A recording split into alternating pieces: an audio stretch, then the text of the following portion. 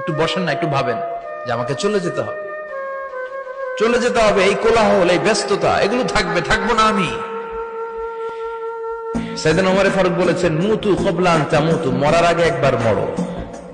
হাসিবু ক্বাবলা আন তুহাসাবু আলাইকুম, তোমার হিসাব নেওয়ার আগে তুমি একবার নিজের হিসাবটা করো না। কাগজ বের করে একটু লিখো না, কি কি ভালো কাজ করছিলা, যেগুলো দিয়ে নাজাতের ওসিলা হতে পারে, 1 2 3, আর কি কি আকাম কুকাম করছো দেখো না, লিখে দেখো তোমার অবস্থাটা কি। মরার আগে একবার মরো। মরার আগে খাটের মধ্যে শুয়ে শটান করে চোখ বন্ধ করে একবার মরার ভান করে দেখেন কেমন লাগে। চোখটা বন্ধ করেন আর ভাবেন আপনি নাই, কি কি হতে পারে ভাবেন।